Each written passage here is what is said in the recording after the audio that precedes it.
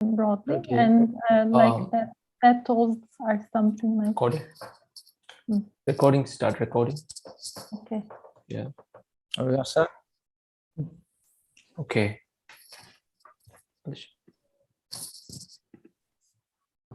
Alicia, go on.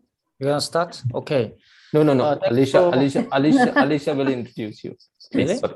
All Yeah. right. Just Sorry. camera on and then the presenter and then the chair. So we go by protocol. There are some rituals. Director There are is some Manoj, rituals. yeah. Yeah, I There know are that. some I know the rituals. Indian There are Indian ritual. rituals. I love that. Yeah. I love Indian the ritual. ritual. Yes, Alicia. Start. Good afternoon, everyone. Welcome to Plenary Session 10, and this is the third plenary session for today. We have with us Alex Take-Wong-Lee, sir, as the chair. Alex Take-Wong-Lee is a professor at the Department of British and American Culture Studies and a founding director of the Center for Technology in Humanities, Hwang-hee University, South Korea. He was invited as a visiting professor at the Center for Cultural Media and Governance, Jamia Millia Islamia University, India, and an international visiting scholar at Institute for Advanced Studies in Humanities and Social Sciences, National Taiwan University, Taiwan. He's a member of the advisory board for the International Deluge and Guattari Studies in Asia and the board member of the International Consortium of Critical Theory and Asia Theories Network. He edited the third volume of The Idea of Communism and published articles in various journals such as Telos, Deluge and Guattari Studies, and Philosophy Today, and chapters in the Bloomsbury Handbook of World Theory, Thinking with Animation, Back to the 30s, Recurring Crisis of Capitalism, Liberalism, and Democracy. Thank you. And with this, I hand over the session to Sir. Thank you very much for a kind introduction. And then I'm chair, for this session. Okay, just I think this session tends the plenary session, and then it's gonna be a very the exciting moment. I think we have three speaker in the presenter, Barbara, and then Emin and the Hani, and then actually the order gonna go to President Barbara. So I think we can do a more the discussion after the each two speakers. All right, so I want to actually Barbara in first, and then Professor and Barbara Glossoski is a Polish-born French anthropologist with a professorial research tenure at the National Scientific Research Center, member of the Laboratory of Social Anthropology at the Collège de France, and the teaching at the EHESS. She has been working with indigenous people since 1979 in Central Australia, in the Kimberley, and then on Palm Island.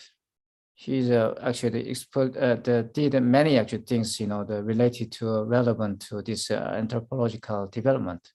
She also did field work in Brazil, French Polynesia, and the French Guinea, looking at the collective forms of formation, healing.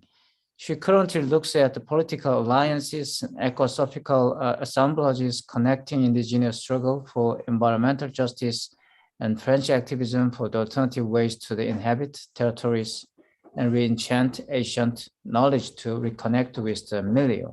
She also wrote many books, including Desert Dreamers and Totemic Becomings, Indigenizing Anthropology with Guattari and Deleuze, and the did a pioneer multimedia work. Some of her audiovisual archives can be accessed on Odessa, ODSS net, and her video page.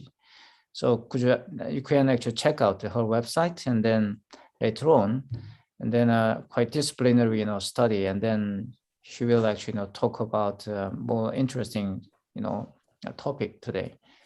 Okay, over to you, Barbara.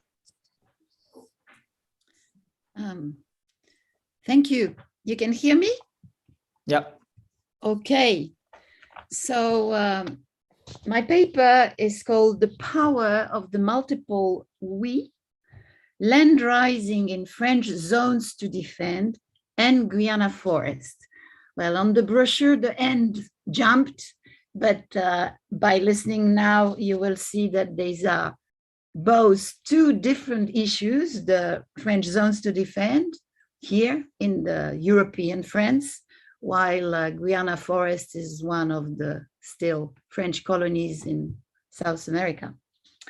But both types of struggles are actually connected in a very rhizomatic type of alliance assemblages. Now, we just had a fantastic session with all these young people. It was called Rhizomatic Becomings, Techno-Social Assemblages, and we were all very moved by the presentation, especially of Elijah, Joshua, Benjamin, about the Philippines. And this resonates very much with various issues that I am interested in. It is quite clear today that the issues of nationalism, populism, fascism are spreading through all continents. And even in Australia, where I've been working for 42 years, or in France, where I'm based with my institution I work for, well, there is a very strong trend of nationalistic movements, populism, which can drive all panels of types of ideologies from extreme left to extreme right. Now, what do we do with that? I think Deleuze and Guattari would have been very interested would have many things to say today on the basis of what they were interested in. In the brochure, I used a quote from Thousand Plateaus, and which I will not read it all here, but it starts with, and the birth of nations implies many artifices. Not only are they constituted in an active struggle against the imperial or evolved system, the feudal systems and the autonomous cities, but they crush their own minorities, in brackets. In other words, minoritarian phenomena that could be termed nationalitarian, which work from within and if need be turned to the old codes to find a greater degree of freedom. Now, in face of all this populist trend, nationalistic, fascist appeal that we were discussing just before, well, the multiplication of what Deleuze and Guattari were calling nationalitarian movements as opposed to nationalist movements is growing. But it's not just growing on the basis of essentialist affirmation. It's growing as small groups, as the power of what I call the multiple we. That is that all these groups today have alliances, including through social networks, especially since the pandemic, because it was not possible to travel a lot. But for the last 20 years, they have been meeting a lot all across the world. So today, nationalism versus power of small we in connected rhizomatic archipelagos of solidarity. For instance, Félix Guattari was supporting the Basque movement, which is for independence on the border both of Spain and France, right? It's a very strong movement, which was very strongly repressed, both by Spain and by France. And they deposited their weapons years ago. But 10 years ago, at that time when they deposited the weapons in their struggle for independence, an organization was created called BIDI, a Basque movement which brought together the affirmation of Basque existential territory, both geographically and through language and their history. It's a very specific group which has nothing to do with Latin or Celtic ancestry, right? The closest they are is from Hungary. Now, and BIDI developed with a very specific agenda, which was to bring together they claim for Basque regionalism and ecology. And immediately they organized all sorts of alliances with groups fighting against the destruction of the planet with big mega projects, which spoil the air, the water, and the soils. And they did an action against a bank, a French bank, the Société Générale, which was investing in the Australian coal, right? Extractivist energy, fossil energy. And the movement was so strong in 2014, they poured 2 tons of coal in front of the main office of Société Générale. We are in 2014, which is just before the COP21 in Paris, and the Société Générale decided to withdraw their investment from the Australian coal. Now, you probably know that since the pandemic, there has been a very strong push in Australia for this coal through the company Adani, which is not aimed at all for energy in Australia, but for energy in India. So I will be interested after in the discussion if anybody from India can say anything about what people in India think about that. Now, I am going to read a text which are bits and pieces extracted from a paper to be published in the future. So I'm reading now. Deleuze and Guattari's lignes de fuite in French were translated by lines of flight. But this concept was a way to address how minoritarian or nationalitarian groups find different strategies for gaining freedom on their land also. It's important because we often understand lines of flight as an individual thing or an assemblage, but very concretely, it corresponds very well to this kind of movements that Deleuze and Guattari were supporting. Now, this search for freedom was absolutely linked to their land in underground or anonymous collective actions to recreate new existential territories and collective refrains, including when people were displaced and in exile. So this is a situation that is actually expanding across the planet. But ligne de fuite in French, by being translated by lines of flight, is a way to suggest both fleeing and flying. But in French, as I told in Manipal, when the collective was founded, and in Istanbul the year before when Emin was hosting also a Deleuze and Guattari big international conference, well, as a French speaker, Polish born, I have a problem because in French, fuite means leakage. And by saying flight, we're missing that leaking power. Now, which is both ways, right?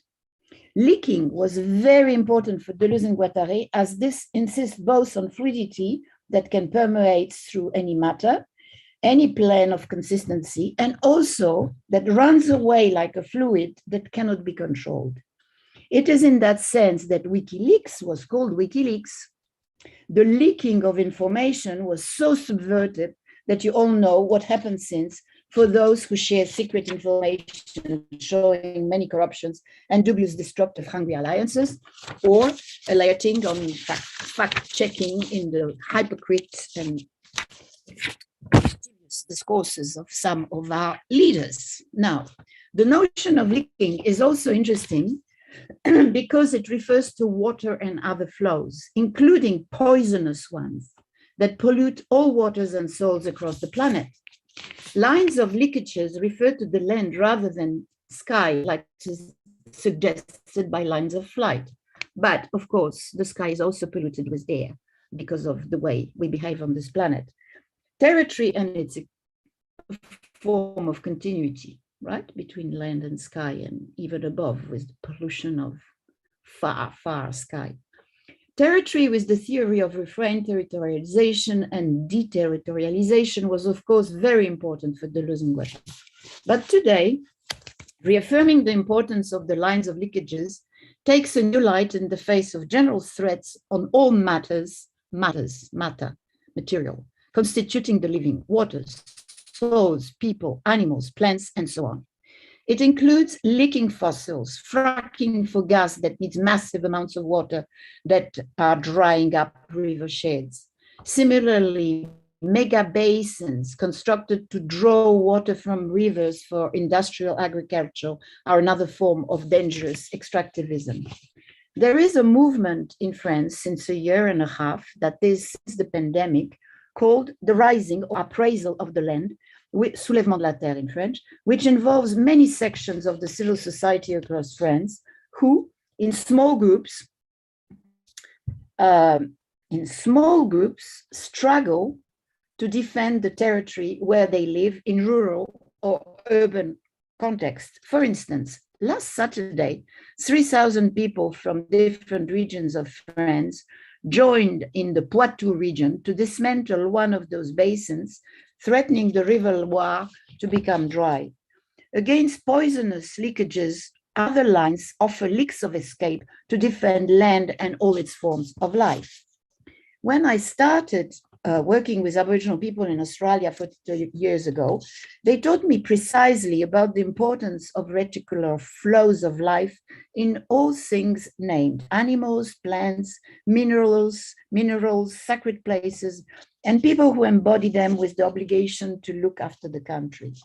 They would say they belong to country rather than own it, but they had to be listed as traditional owners in the early 1970s and further land claims, so to be able to go on and win long procedures of land rights to get back land that was taken from them. Some of you who were in Manipal or New Delhi conferences would remember how, after returning from Australia in the early 90s, I exchanged with Guattari on the incredible rhizomatic Aboriginal Australian vision of all manifestations of life, connected into a web of lines of stories, songs, dances, and hundreds of named places. Discussions we had have been published in my Brazilian book, Totemic Becomings, in 2015, and in Indigenizing Anthropology with Guattari and Deleuze, published in 2020, which is this one. Okay. Over the years, the Warlpiri land in the Central Australian desert was pierced all over by mining companies searching for gold, and more recently for uranium and gas. The leaders had warned that digging too deeply would make poisonous chemicals leak to fresh water and spoil underground stocks of water. Indeed, it happened and is happening also in France and elsewhere in the world. What to do with leaking? After the COP21 held in Paris in 2015, many environmental struggles have become more visible and new strategies led to some victories. In urban and rural France and its overseas territories like Polynesia, New Caledonia, Caribbean islands, or French Guiana, activists have demonstrated and continue to propose alternative responses to destructive capitalistic progress by valuing the care of land, rivers, and seas, necessary for the well-being of all their human and other than human inhabitants against the commodification of nature. Progress indeed is a relative notion. As an anthropologist, I was lucky to experiment this relativity since 1979 till the global coronavirus pandemic, thanks to Indigenous Australians, but also thanks to very incredible small collectives that spread across France. Indeed, in the face of water poisoning, soil impoverishment, air pollution, mega fires, and floods threatening islands and continental coasts, we can go on with the current capitalistic economical logic, which has also been imposed by European empires on colonized people in other continents. And since their partial decolonization is continued to be developed by Asian, African, or other states and multinational powers that try to impose the cannibalistic hunger to 99% of the world population. But people cry for from nostalgic pain, and many shout their anger while inventing different modes of resistance to survive misery, social and environmental injustice. Civil society mobilization against unnecessary imposed mega projects, such as industrial and commercial infrastructures or intensive farms, has in many places generated propositions for alternative modes of existence. Ideas flourish during struggles, from occupation and long-term squatting to legal proceedings for new rights, policies, and land agreements.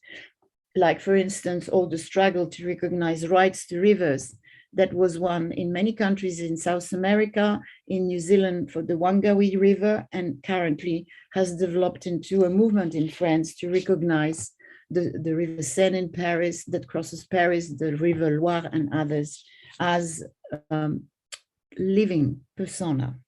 But we can discuss that later. A first example I would like to comment quickly here is the 12 years now of occupation of 4,000 acres of wetland near the village of Notre-Dame-des-Landes, 25 kilometers from the French coastal city of Nantes, which resulted in inventing new collective ways to live together and a massive support across the country and beyond. The goal was to refuse the airport that was to be constructed, destroying agricultural land, and its world. It's really important. That is the capitalistic rush of consumption and multinational lobbies which accelerate environmental destruction, climate change, as well as social injustice and growing expression of control and violence by the state institutions. The government, thanks to 10 years of civil pressure, occupation of the place and support of hundreds of groups across France, abandoned the airport project in January 2018, but in April deployed 2,500 military police to evacuate the inhabitants, destroying half of the self-constructed cabins.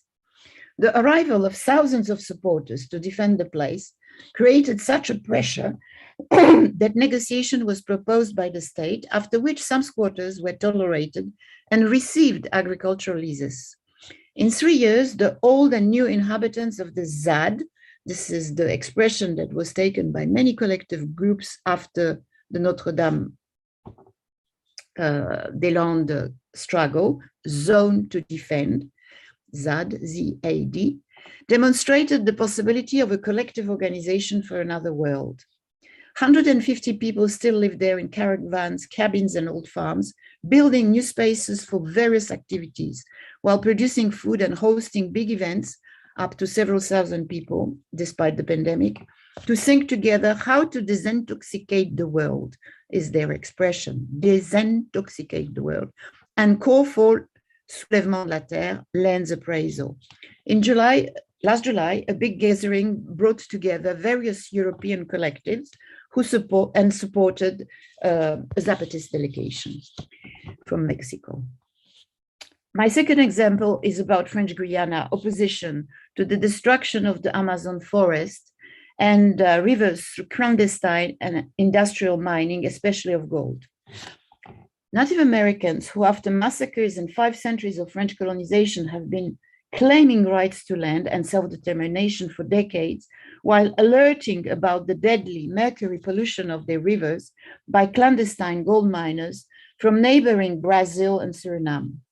The indigenous Guyana youth created a movement a few years ago and drew other segments of the population into a bigger movement gathering a multicultural migrant population, mainly Afro-American descendants of enslaved people deported to the French nearby Caribbean islands.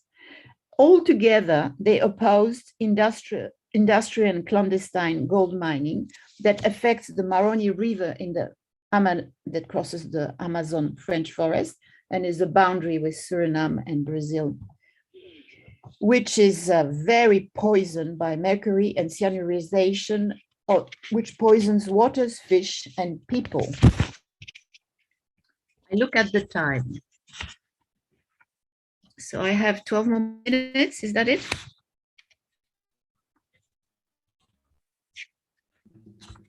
Yes, Yeah, 10 minutes. 12 minutes.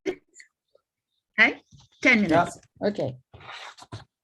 At the time of humanity's greatest challenge, says Yanuana, a young Kalinya indigenous Guyanese.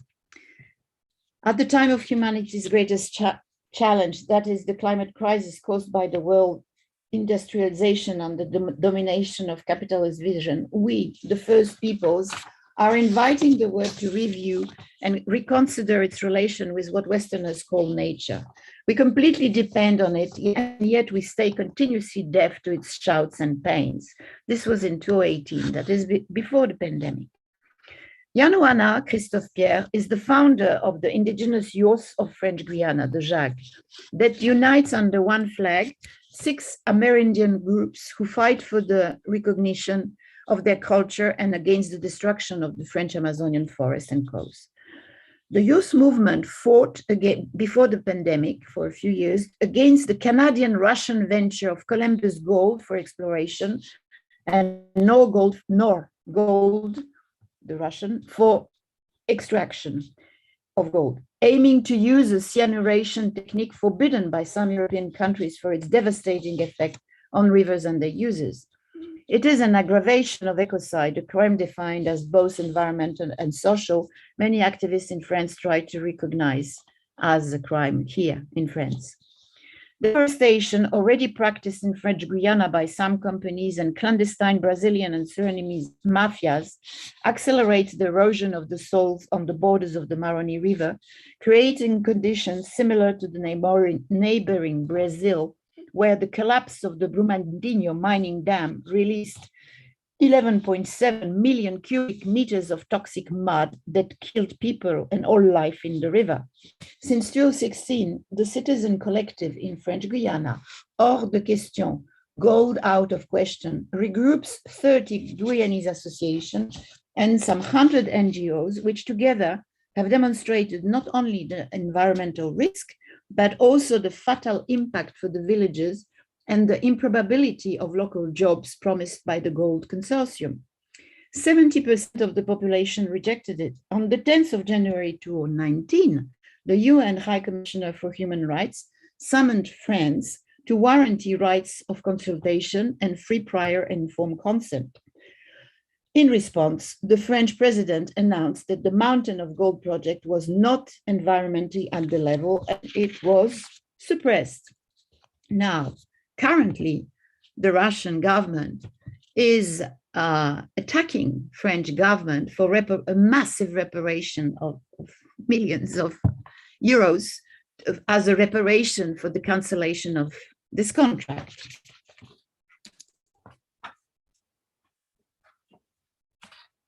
Now, in French Guiana, during the negotiation after the 2017 social movement that united on the barricades all components of Guyanese society, Native Americans insisted on the fact that to stop poverty and the precarious future of their children, they want the restitution of 400,000 hectares of land as they claim since 1980s. The French government did promise this return of land in the 1990s, but failed to organize it. So in the official, like it was agreed to in the official agreement of 2017. Now, of course, there was the pandemic since. Now, debates are very tense in Guyana in relation to Haitian refugees, migrants from South America, with 30 languages in the schools and universities. Guyana's historical experience of cultural multiplicity and forms of cruelty seems to vow it to be an experimental territory of what could be here or elsewhere, a mode of coexistence of a plurilingual population where each and everyone has its place and singular way of life. In French Polynesia, independence voted in the 1950s was crushed with massive transformation imposed by nuclear testing until the 1990s. But the independentist Oscar Temaru became territorial president several times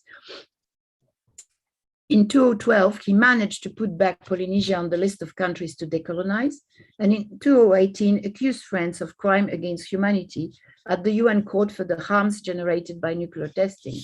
In French Caledonia, the Kanak people fought for independence in the 80s, tried to impose the recognition of their 28 languages and their customs, and forced the state to accept the process of referendum for independence.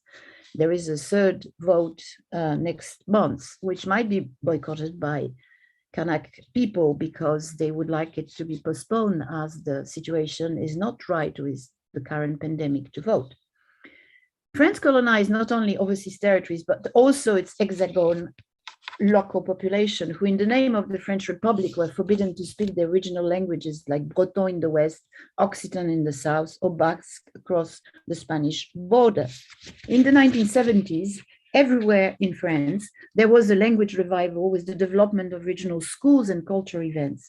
But in May 2021, the French government, by fear and confusion of what he calls the cultural separatism, tried to deny legitimacy to the use of regional languages in schools, which provoked a rise of protest in many regions of France, and the president had to back up. The French definition of one and indivisible republic in its constitution reduces the notion of unity and equality to a refusal of recognizing singularities of discriminate collectives, identifying in the name of skin color or race or any cultural, religious, or other shared practice, despite a massive presence of French descendants of ex or still current French colonies in France and young people who are French. The universal affirmation of non-visibility of differences that have to be hidden or erased generates among most politicians and some intellectuals in France an obsessive fear of separatism, communitarism, collectivism, territorialism, which leads all policies to deny any local specificity from language and religion to the right to decide what is best locally. I almost finished. This is why it is so important to relate all this French history and other movements across borders to this very strong current movement of re-anchoring struggles, environmental struggles, social, political struggles in territories. Now, as pandemic restrictions imposed a 6 p.m. curfew all across France, some French citizens continued to protest into 21, started new occupations and developed many forms of mutual aid to help all those who face misery from loss of income or precarious status as French or migrants. A network of various local actions called for the disintoxication and uprisings of the earth. At stake is to rethink the commons in a perspective of solidarity at all levels of governance, from local to international, to assure free access to clean water, but also transport, health, teaching, and housing. Collective intelligence and collaboration is to be valued on all small territories to answer questions which connect us across territories and repairing harms without putting in danger freedom of living and loving. Now, of course, this is a struggle that can be violent, but to be able to succeed, it's really necessary to think about all those things in an archipelagic way. French and European collectives also develop mobilization and court cases. This is also another tool.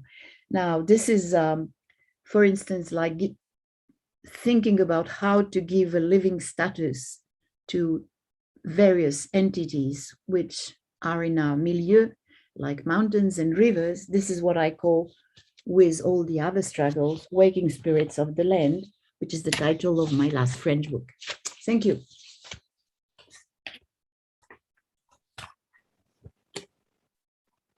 Okay, thank you very much.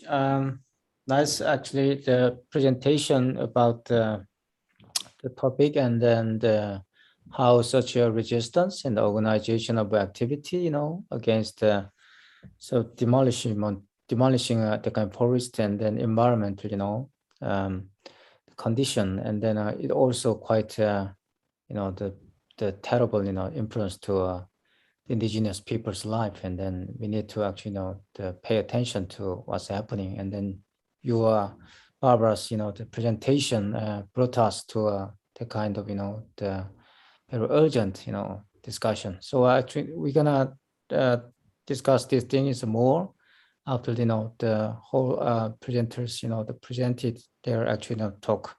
All right, so next speaker will be Emin Gogul. Okay, just she's now the Istanbul Technical University, Turkey. Emin is an associate professor and the tenured faculty of Istanbul Technical University School of Architecture, actively taking part both in graduate and undergraduate levels of architecture and interior architecture programs, and the former vice chair of the Department of Interior Architecture. She has received her BA and then master and PhD degree from ITU on architecture and architectural theory and criticism. Her master thesis focused on the deconstructive activism and avant-garde theory while dismantling the age behavior and deconstructivism. And her PhD thesis entitled Space as Becoming, a discussion on transfiguring ontology of space, emergent spatial mediators, also focused on the space as an open-ended dynamic embodiment, and then examined the architectural space through delusion context.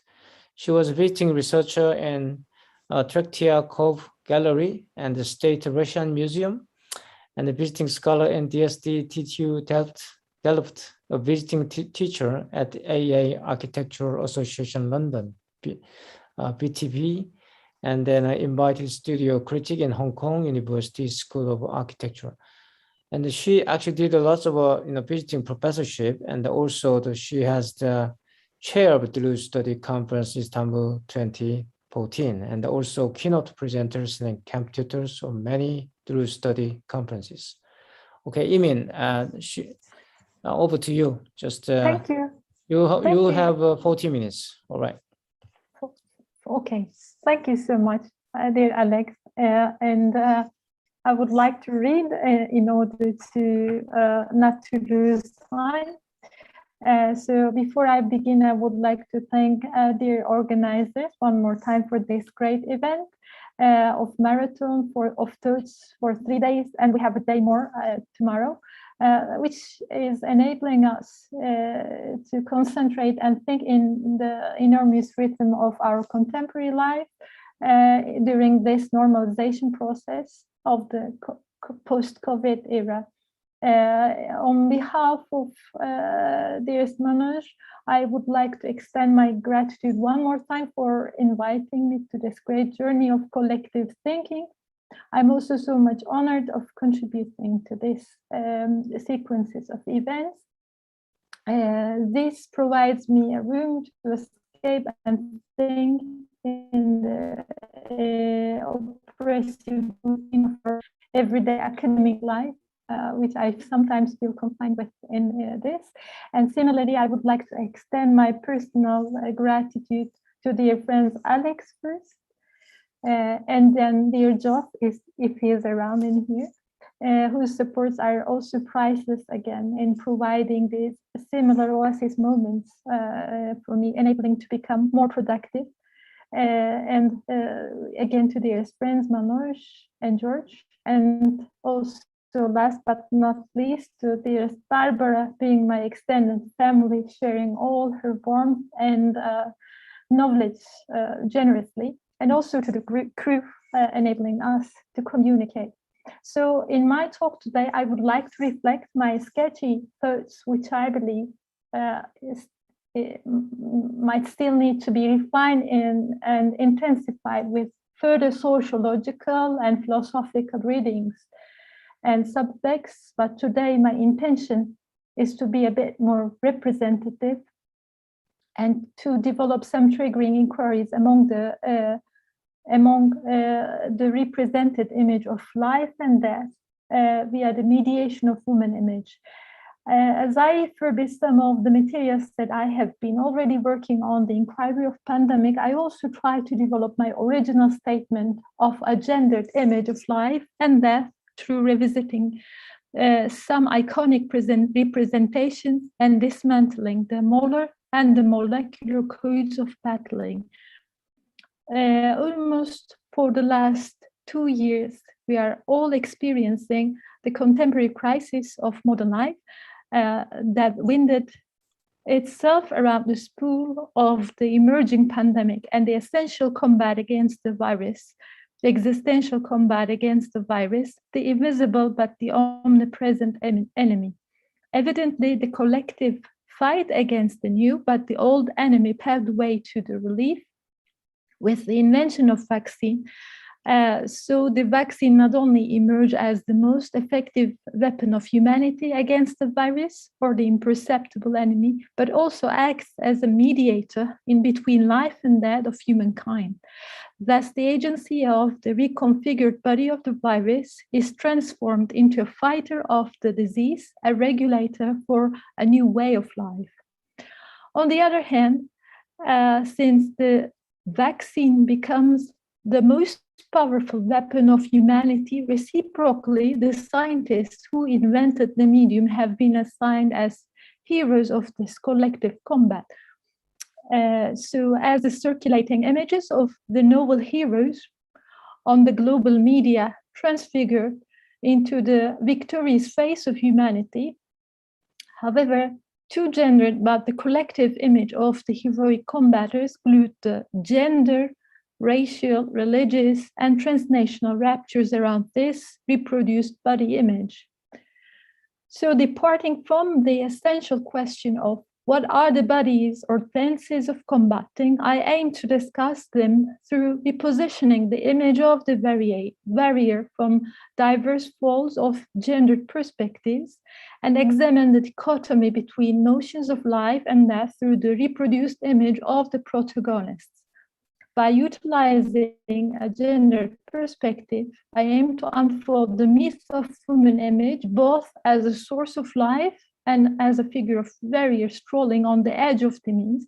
In this respect, I aim to decipher or to construct initially in here a schema of a dispositif not only depicts how the gendered body or the woman is recoded in the combat for life and death, but I also try to highlight the tenses of combat concerning the involvement of combating bodies, so the gendered attributes from its diverse ends of collective to minor, from molar to molecular senses.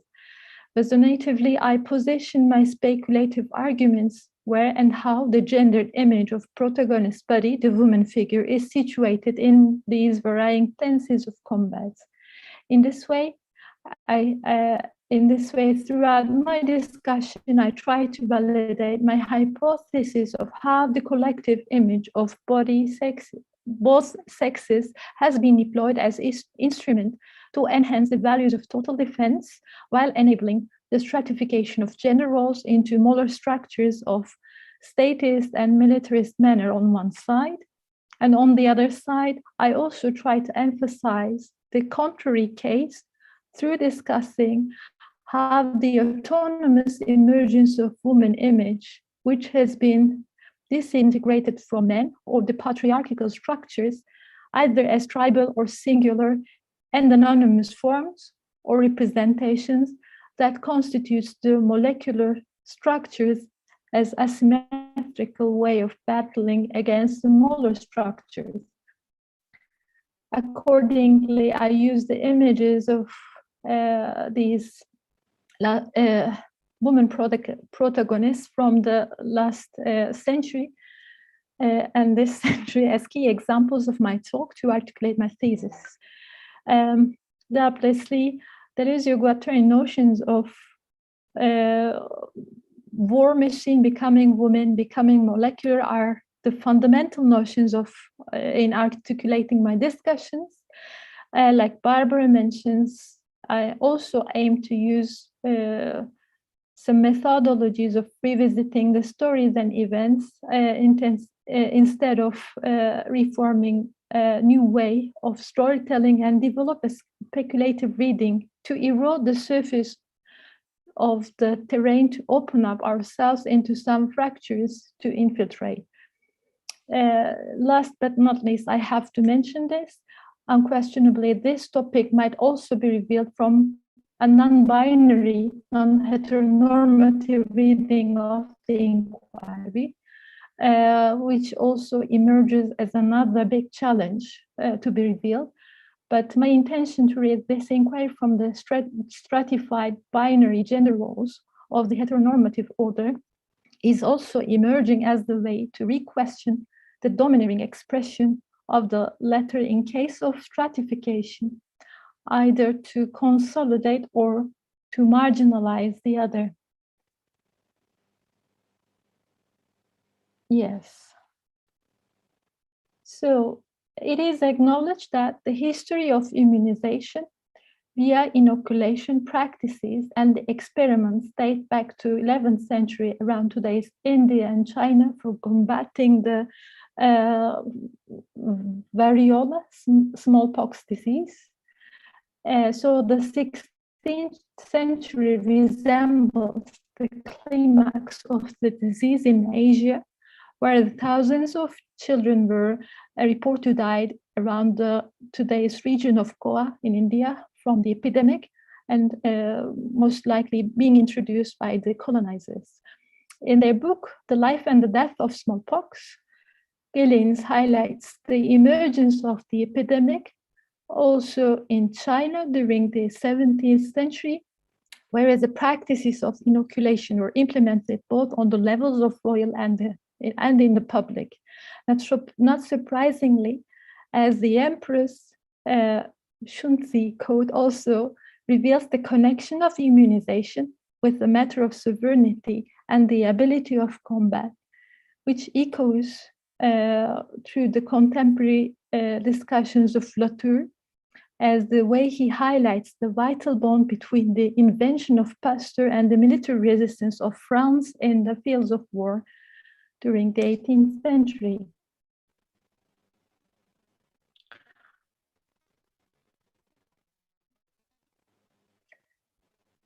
In his work, Microbes, War and Peace, followed by Reductions, which is translated into English as Pasteurization of France, Latour introduces us the immense relational network between the disease or natural infections, systems of healing and bureaucracy beginning with the 19th century. With a small parenthesis, I should also reflect the role of epidemics. Significantly, the viruses of both varroa and other colonial viruses during the colonization and the interwar years of Americas as potential weapons with their fatal capacities. It's also acknowledged that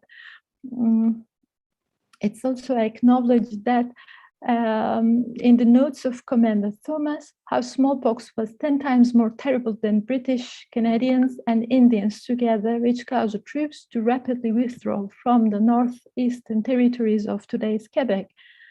Going back to Latour one more time, he further argues conflicting cycles of outbreak, inclusion, and control, as well as the transformative capacities of the processes, which all paved the way to the modern conceptualism of life, beginning with a comparison between drastic defeat of Napoleon's army on the battlefield and emancipating scientific victory of Pasteur with his invention of vaccination against the invisible enemy of microbes. Latour portrays the close interaction among the immunization of the body and persistence of state power through the enhancement of individual, so the state, the agency of the citizens that are whose bodies are augmented. This agency of subjectified embodiment acts as the conventional medium and active power of the combat on behalf of state, as well as homogenizing and stratified entity of state control. The immunized body with the antibody against the invisible enemy becomes one all-augmented collective body against the threat. In other ways, the intertwined connection of state and control, war and medicine are all reflected and constituted via the vaccine-based enhancement of the individual's immunity. And this establishes the essence of modern society for the last 100 years. Thus, vaccine deterritorializes milieux of invisible enemy. The remote power of state deterritorializes both the individual and the existential milieu through the agency of created immunology. Again, from a multidisciplinary perspective, in his triggering work, terms of political community, immunity, and biopolitics, this time Esposito raises the critical question of immunity and society during the last century, referring to the notion of autopoiesis, internal forces of an organism, and decision-making processes, as well as unveiling the notions of biopolitics. Esposito deterritorializes the liberated human and the individualism of modernity on behalf of developing a new immunity system of community, the operating as an internal self-regulating system. Esposito's inquiry further raises the relation of mentioned processes in policy of gender, where we could begin to question the processes of immunization following the strategies of homogenization and assimilation of gender identity. In this respect, whether the immunization could be considered as an agendered experience within the processes of defense, a process of consolidating the molar territorial existence and maintaining the order within the discipline of a collective and unified body of the immunity, while controlling the uncontrollable, both the enemy, the outsider, and non-equal insiders. The homogenization of gender identity is mostly visible through the examples of national independency wars during the 20th century, where the woman, the mother, also acts as a warrior in the collective battle, both giving life and taking lives of the individuals or the humanity. So I would like to raise the question of where the origin of life starts and who decides the origination of life, or basically who is the origin of, or what is the origin of life. Then evidently the notion of existence is a question of life as well as death, have been the fundamental inquiries, not only in science and philosophy, but also for the mythology and hymns for 1,000 years. In this respect, the myth of Galatea might be recalled as one of the associating narratives. As it might be recalled in this mythical story, the sculptor Pygmalion falls in love with the stone sculpture Galatea, which he created, and he asks Aphrodite to give life to the inorganic body of the sculpture.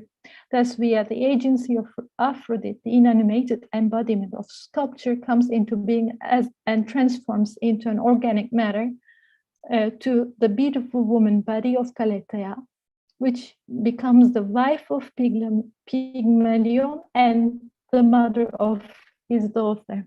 So the story of Galatea not only consolidates the patriarchal division of gender roles, in which Galatea was assigned to be desirable companion and the mother of the protective and the mother of the prospective children of Pygmalion, but the narrative also affirms the supremacy of male as the creator, equipped almost with the powers of God. On the other hand, the myth further proliferates the zones of becoming or coming into life by blending with the preliminary image of a cyborg and introducing the non-human embodiment and origin of a human. Again, with a small parenthesis, I also would like to remind you the figure of Dr. Frankenstein's creature emerging as a solid milieu to discuss the transferability of life and death and the animation of the non-animated embodiment metaphor from diverse perspectives, which might be another challenge to address again in the non-binary perspective of the main discussion.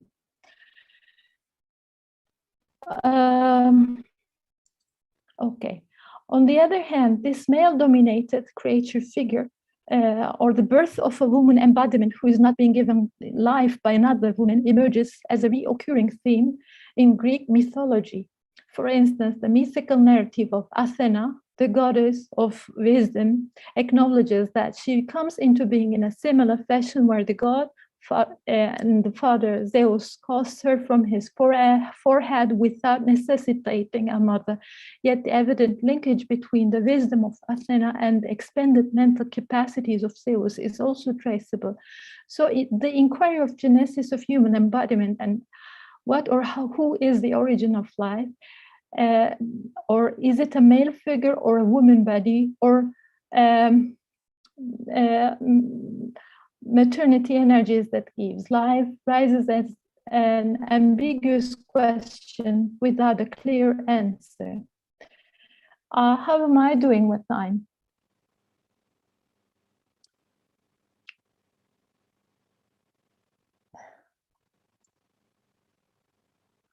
I need some 10 more minutes, so I move on. As the way VM dismantles the potentials of a feminist storytelling against the killer story in her work entitled Gilles Deleuze and Donna Haraway on Fabulating the Earth, she provides us the further references about non-normative ways of retelling the story on the axis of Haraway is about Stenger's, Anna Ching, and a direct connection to Ursula Le Guin.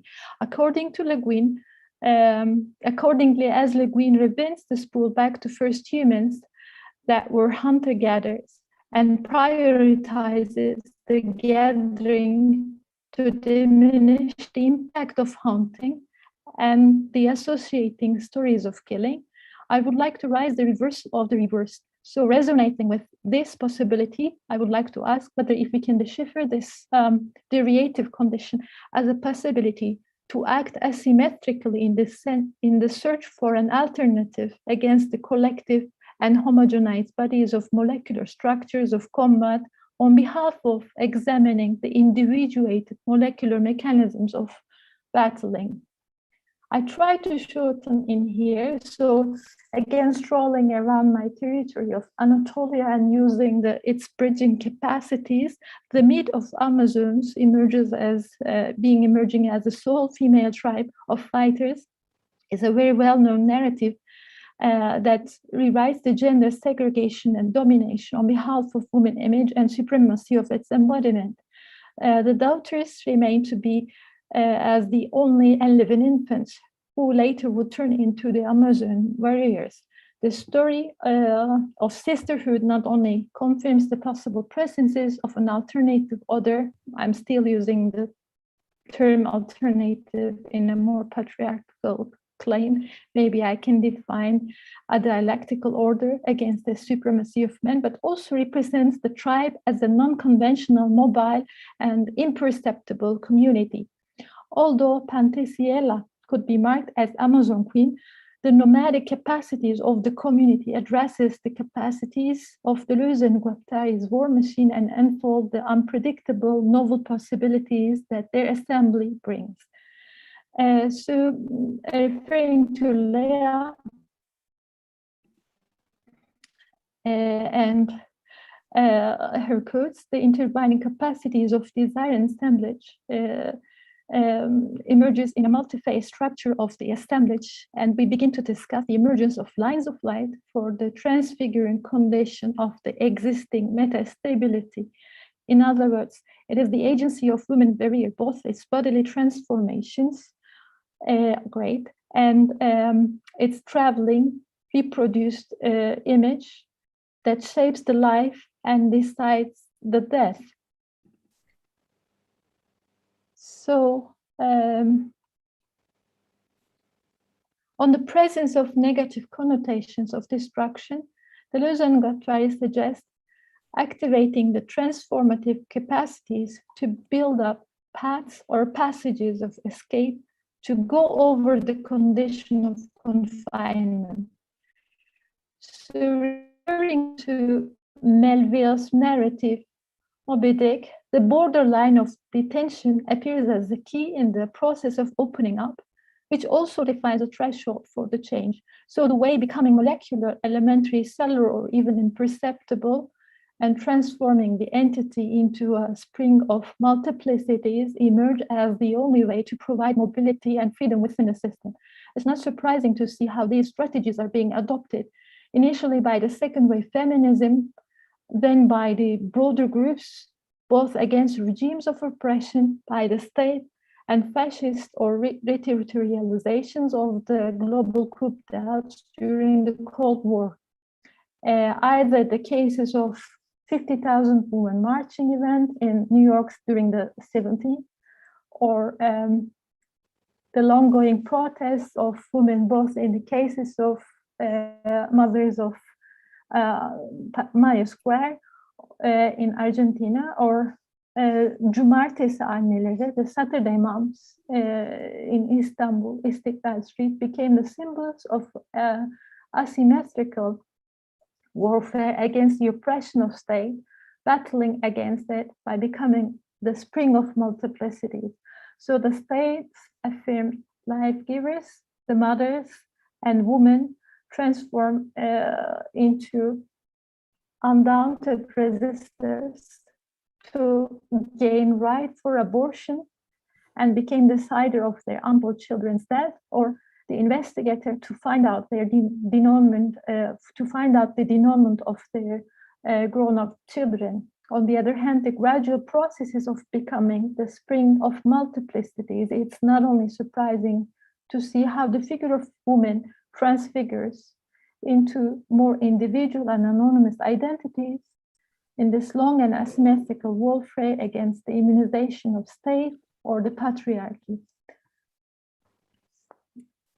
I would like to conclude my talk here just in the presence of these three diverse women images, reflecting the scene from 2013, the resistance in Istanbul, just a year before this, the 7th Deleuze and Guattari conference in Istanbul.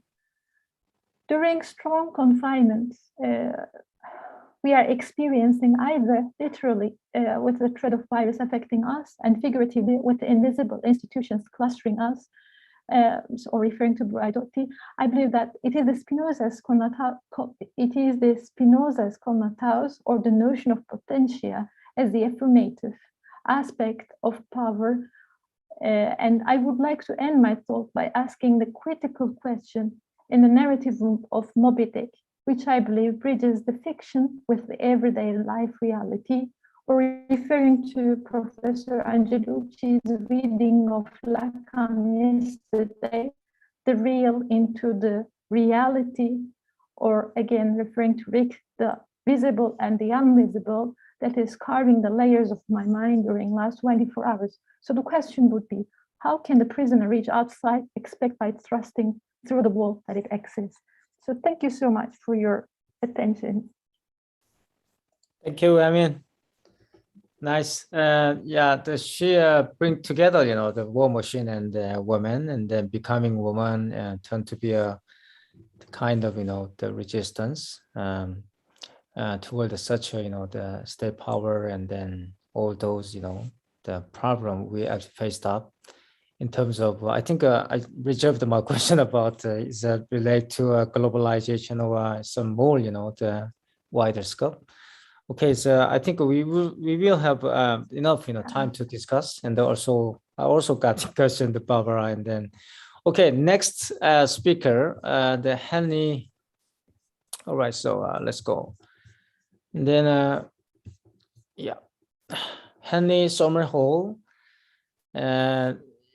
He's now you know, the all right, so Royal Holloway in England. And then Henry is a reader in philosophy at Royal Holloway, University of London. The central question driving his research about how the thought is able to correspond to or be disclosive of the world. The focus of his research to date has been philosophy of Kant, Hegel, Deleuze, and their different attempts to provide an account of grounds of judgment.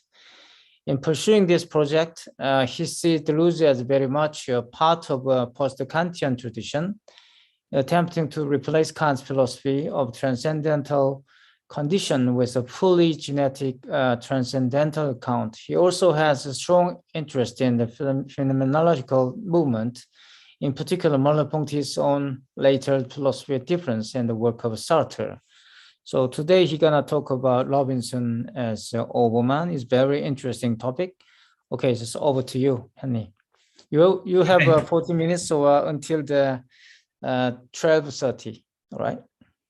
Bro, okay. Thanks, Alex. Thanks for that introduction, and thanks, Manuel, as well for organising this. I think you've done an amazing job, particularly at short notice, and all of it running over the internet. I'm really impressed and really grateful for having put this together.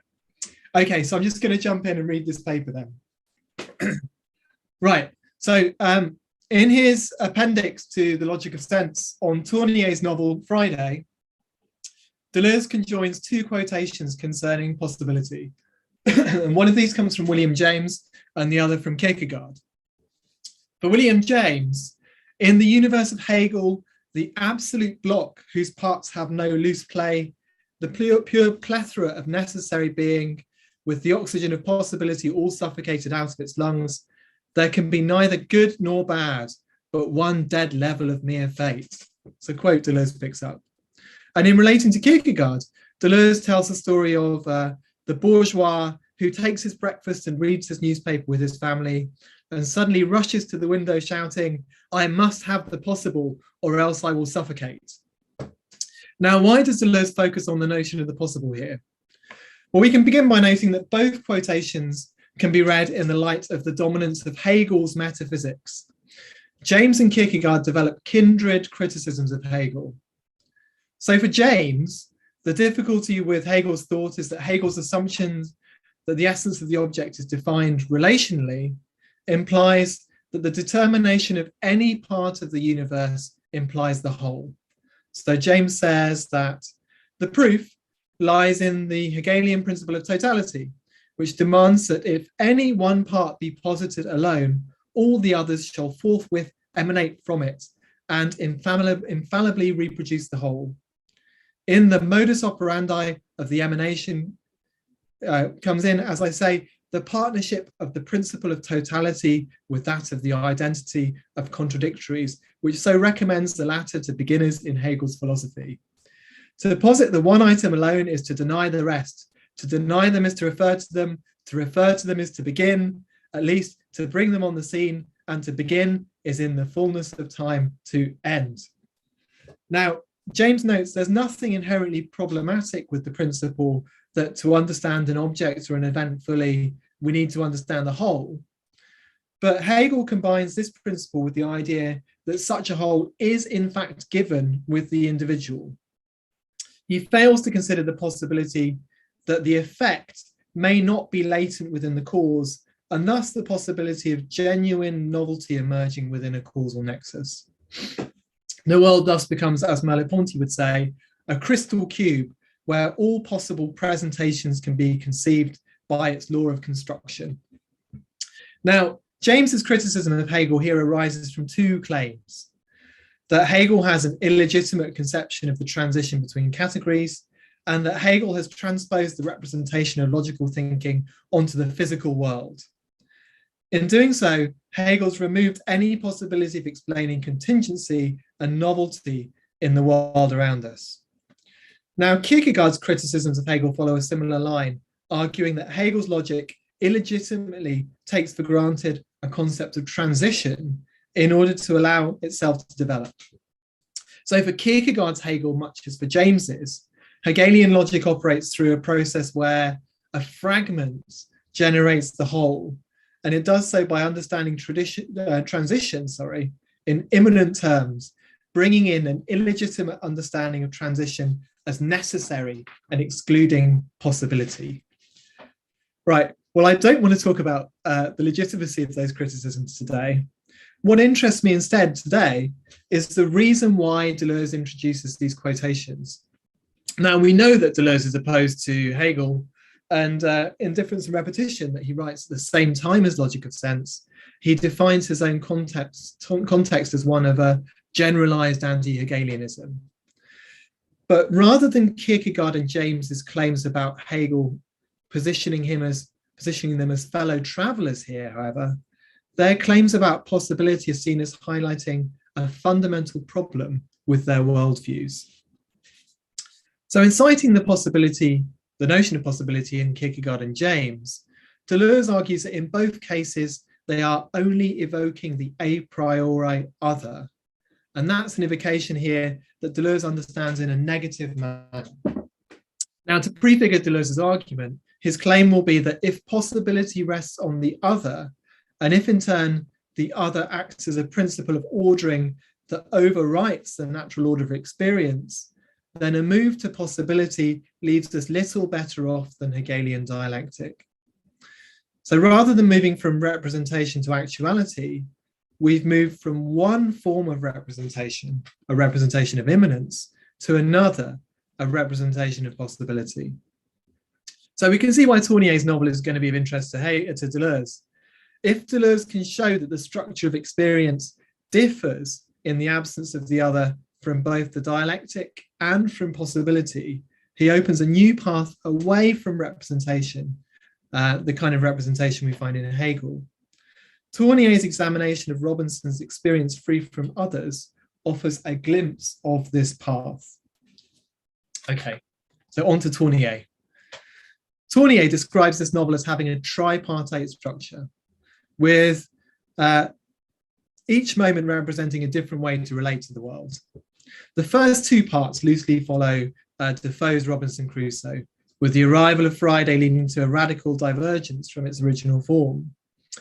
So Robinson's shipwrecked on the island, and at first he attempts to escape from what he calls the island of desolation.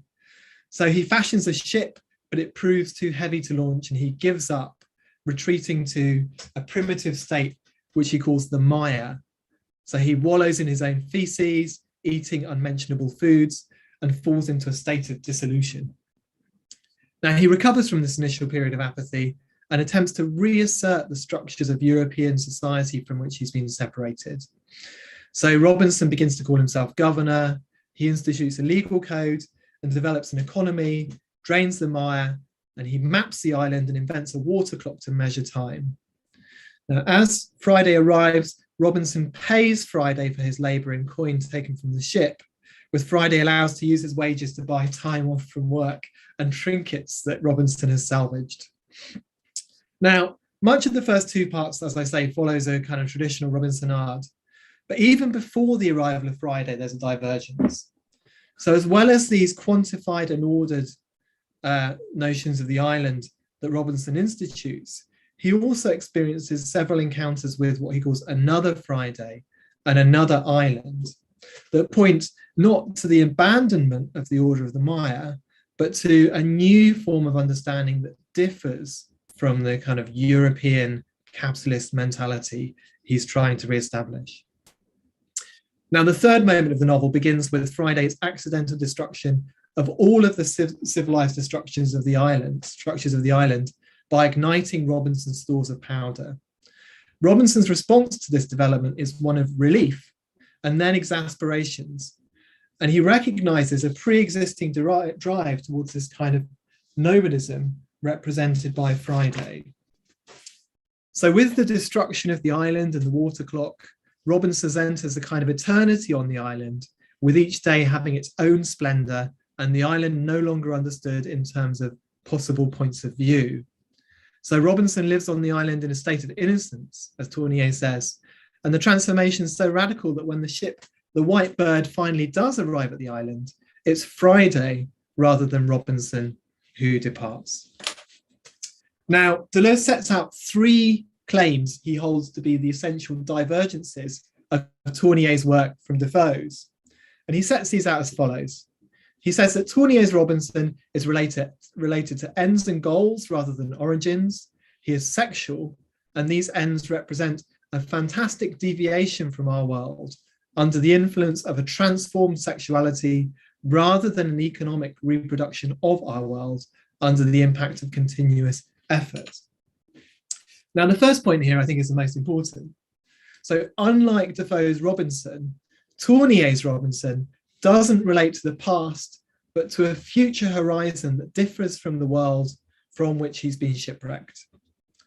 So Deleuze's characterization of Robinson in terms of goals and ends doesn't adequately characterize the ambivalence of Robinson here, but we can note that it at least does capture the way in which Tournier's Robinson doesn't reassert the values left behind. These deviations in terms of the sexuality of Robinson and his understanding of the world emerge for Deleuze from the relation to the other. At the heart of Deleuze's reading is a distinction between two kinds of other: the structure other, or the a priori other as he calls it, and the concrete other. The a priori other structures our perception, while the concrete other is a specific instantiation of the other. Now, I'll look at these in a moment, but for now we can give a schematic reading of how these fit the text. In the first moment of despair, in the Maya, the structure other is still present, but it's got no particular concrete instantiation. So this leads to enervation, since the lack of any concrete other can only be understood negatively as a privation of what gives meaning to the world. So he kind of collapses into despair. The second moment occurs when the concrete other is replaced with an attempt to preserve the a priori other by other means. So Robinson has this incessive accumulation, and he develops this the water clock as a measurement of time, traditional structures of sort of representation. Now, in the final moment of the narrative, the a priori other disappears in its entirety, such that Friday is ultimately impossible to be incorporated into Robinson's world as a concrete other at all. So Deleuze says that what is essential is that Friday does not function at all like a rediscovered other. It is too late for that. The structure has disappeared. Sometimes he functions as a bizarre object, sometimes as a strange accomplice. Robinson treats him sometimes as a slave and tries to integrate him into the economic order of the island, that is, as a poor simulacrum, and sometimes as the keeper of a new secret which threatens that order, that is, as a mysterious phantasm. Sometimes he treats him almost like an object or an animal, sometimes as if Friday were a beyond with respect to him, a beyond Friday, his own double or image. Sometimes he treats him as if he were falling short of the other, sometimes as if he were transcending the other. Okay, so how does this notion of the other, this account of the other, lead to a critique of possibility? Now, to understand this, I think we need to bring in a more precise specification of what the other is. And Deleuze gives two aspects of the other. The first is a determination of the perceptual field. The other determines the perceptual field, and the other presents a possible world.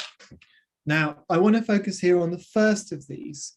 The other is developing a perceptual field for us, as this relates us back to phenomenology. Now, I think the main target here is Merleau-Ponty, and Deleuze refers to several of the central mechanisms of Merleau-Ponty's account in his description of the influence of the other on the perceptual field. So he talks about the figure-ground structure, the law of transition between perspectives, and depth as the horizon of perception. So each of these is a central aspect of Merleau-Ponty's account of the organization of the perceptual field, and each for Deleuze is determined by the other. So for Merleau-Ponty, perceiving involves attending to a figure which presents itself against an indeterminate background. So rather than see space as a homogeneous field, space is instead understood perspectively as a field of depth from which objects become determinate by pressing themselves forward against a background of indeterminacy. It's this structure of determinacy and indeterminacy that allows us to explain what it is to attend to an object. Now, Deleuze puts it as follows. He says, around each object that I perceive or each idea that I think, there is an organization of a marginal world, a mantle or background where other objects and other ideas may come forth in accordance with laws of transition which regulate the passage from one to the other. Now, Deleuze's claim is that what allows us to shift our attention from one figure to another is the possibility of another perspective given by another individual. So he says, what is depth for me in accordance with which which objects encroach upon one another and hide behind one another. I also live through as being possible width for others, a width upon which they are aligned and pacified from the point of view of another depth. In short, the other assures the margins and transitions of the world. So our perceptual field, therefore, for Deleuze, is full of distractions that point us to the point of view of others. So this is the source of possibility for Deleuze. The fact that the perceptual field contains within itself a reference to the other. Insofar as it does so, it includes the perspective of others, and it's the presence of these perspectives that allows the transition between our present perspective and future perspectives. Deleuze's thesis here, therefore, is that the synthesis of the perceptual field is not to be understood as involving intuition and ego, but rather the perceptual field is synthesized by the presence of the structure of another.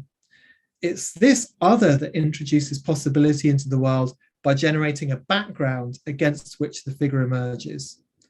The other, therefore, represents another possible world, which serves the purpose of constituting both the possible and the individuated perceptive itself of the self. So what's Deleuze's response to this analysis? Well, here I think we get to the heart of Deleuze's early project. Deleuze says, in defining the other together with Tournier as an expression of a possible world, we make of it, on the contrary, the a priori principle of the organization of a perceptual field in accordance with the categories. We make of it the structure which allows this functioning as the categorization of the field. Real dualism then appears with the absence of the other. What is happening in this case to the perceptual field? Is it structured according to other categories, or does it, on the contrary, open onto a very special subject matter, allowing us to penetrate into a particular informal realm? This is Robinson's adventure. So what he's talking about here is something like the Kantian relation between intuition and understanding. But here, instead of the understanding schematizing intuition, it's the other that performs this role. So just as for Kant, the subject is implied once the understanding has schematized intuition, the other brings in the notion of the subject for Deleuze. Here, however, is Deleuze's question. If it's the other that's responsible for the schematization of the phenomenal field, what happens when the other is no longer present? Deleuze suggests the possibility here that the transcendental field could either be schematized in another manner, or that it could be the case that with the absence of the other, we could encounter a field that's structured, but not through the imposition of a form. Here, finally, we see the opposition to possibility. Kierkegaard and James rightly oppose the dialectic of Hegel for being merely a representation of motion. But since they oppose it to possibility, which still relies on the categorization of the phenomenal field by the other, we still find ourselves caught within the realm of representation. So Deleuze says, the perverse world is a world in which the category of the necessary has completely replaced that of the possible. This is a strange Spinozism from which oxygen is lacking to the benefit of a more elementary energy and a more rarefied air, sky necessity. All perversion is an other side or an ultra side, and therefore a murder of the possible. Okay, so what is the structure of this transcendental field that's prior to the structure of the other and then prior to the structure of the possible? Well, I just want to talk about three aspects here of this transcendental field. First, it differs from the structure of representation. Second, it doesn't contain the structure of the other or the self. And finally, third, the absence of the other leads to a different conception of temporality. So first aspect is that experience is presented as something that differs in kind from our representations, but which provides a ground for them. Now, Deleuze sets this out very clearly by noting that there are two different forms of organization at play in Tournier's text. First, we've got the transcendental field, which is governed by process and operates prior to the other. And second, there's the field of representation, which is the transcendental field schematized by the other. Now, for Deleuze, thinking operates through the movement between this transcendental field and our representations of it. What gives rise to thought is the intensive ground of representations. And so rather than thought involving synthesis on the plane of representation, it involves this oscillation between representation and its intensive ground. Now, this is one of the reasons, as I'm sure you guys know, why Deleuze is critical of the notion of the possible. Since rather than operating through a movement between two planes that differ from each other, possibility doesn't involve any transposition, since the only difference between the possible and the actual is that the actual exists. As such, it provides a poor basis for the account of the genesis of the new. Second, this difference in structure is played out in that the transcendental field contains neither the elements of the subject nor the other. And we can see Robinson as being moved back from an economic world of time understood in spatial terms, emphasized by his invention of the water clock, with its focus on calculation, to the pure becoming of the island itself. Robinson, on this reading, would undergo a process of returning upstream from the individuated representational thought to a field of pure duration within which the notions of subject and object no longer operate. And finally, as I say, this Bergsonian reference to duration suggests that the transcendental field involves a different relation to time. Rather than the time of the subject, we have for Robinson something radically different. And Tournier's account of Robinson falls away from the temporal world. So he says, what has most changed in my life is the passing of time, its speed, and even its direction. Formerly, every day, hour, and minute leaned, in a sense, towards the day, hour, and minute that was to follow. All were drawn into this pattern of the moment, and whose transience created a kind of vacuum. Now, as Bogue notes, Tournier's account here is very close to the intensive time of Deleuze's reading of The Eternal Return. So without linear time, time involves this strange combination of repetition and singularity. Okay, so just to conclude then, how are we going to respond to Deleuze's account here? Well, for Merleau-Ponty, in fact, we do find that the presence of the other leads to the schematization of the world that establishes the subject and the object. The other leads to the idea of the objective world in much the way that Deleuze suggests, where we find ourselves confronted with a crystalline world of objects. This occurs when we recognize that the object we're considering can be seen from a number of different perspectives simultaneously. So Merleau-Ponty says, each object then is a mirror of all the others. When I see a lamp on the table, I attribute to it not merely the qualities that are visible from my location, but also those of the fireplace, the walls, and the table. The back of my lamp is merely the face that it shows to the fireplace. Thus, I can see one object insofar as objects form a system or world, and insofar as each of them arranges the others around itself like spectators of its hidden aspects and as the guarantee of their permanence. We can already see the difference here from Deleuze's account, however, in that the other that schematizes the object is not the a priori other that has its roots in the human, but merely the possibility of another perspective. And Deleuze here illicitly humanizes the notion of perspective in Merleau-Ponty's ontology. The structure of the perceptual field for Merleau-Ponty as a figure against the background so operates in terms of a movement between determinacy and indeterminacy. If we're to move to the position of the fireplace in Merleau-Ponty's example, then while another aspect of the lamp becomes determinate, this would only happen at the expense of our original perspective falling into indeterminacy. Each perspective then gives a part of the object, but only on condition that the rest fall back into indeterminacy. In this sense, perception is a play of immanence and transcendence for Merleau-Ponty. And it's not the other that schematizes this account of perception, but memory. With memory, we can remove from consideration the fact that each of these perspectives on the object is revealed in time and see them all as existing simultaneously. In doing so, we leave to one side the idea that a determinate perception can only present itself against an indeterminate background. While perspectives cannot be aggregated, since each operates in terms of determinacy and indeterminacy, we can represent perspectives outside of time, and we can represent them as coexisting. So let us assume a fully determined object underlying our perspectives. And as soon as one is considered in this way, then following from Kant's third analogy, all objects become understood in this sense.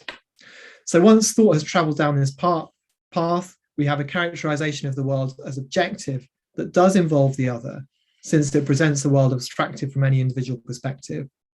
But we should note that what makes this possible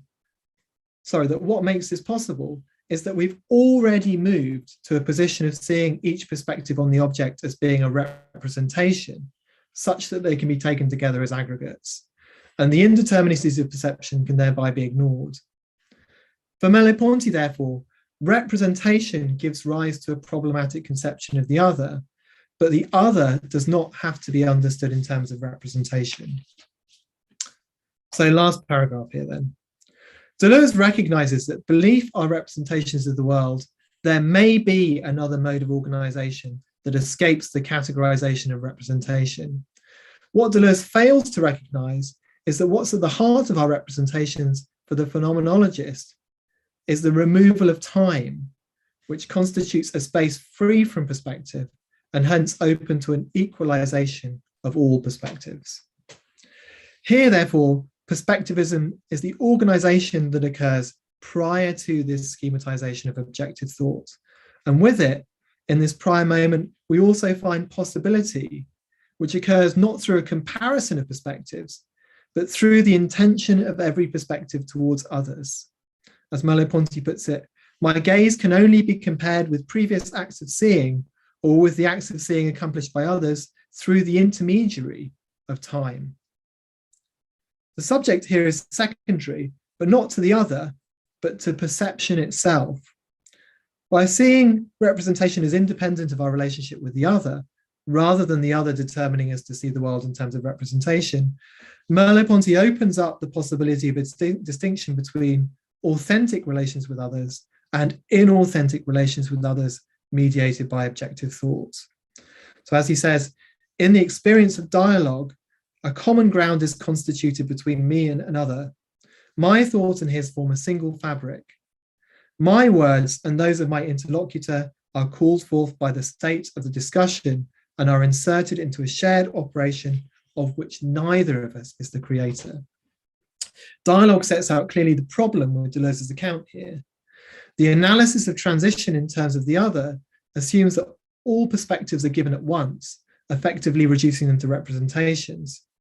Here, for Merleau-Ponty, the dialogue operates neither in terms of subject nor in terms of other, and is generative rather than simply aggregative. Now, such an account is not possible for Deleuze, for whom discussion has no place in the work of philosophy. The phrase, let's discuss it, is an act of terror. Ironically, this emphasis on solipsism as the basis of philosophy, I think, falls away when we move beyond Deleuze's individual works. So difference and repetition attempts to develop an imageless thought based on a methodological solipsism. But Deleuze's later work, the Guattari, instead aims to replace the arborescent image of thought with a model of the rhizome that involves fundamentally relations with the outside. Okay, thanks a lot. Thank you. All right, so quite a fantastic talk, and I'm quite interested in what you discussed, and then also I had the question about your talk, but we would open actually to floor for the more collecting questions, and then audiences will wait for us. All right, so any question?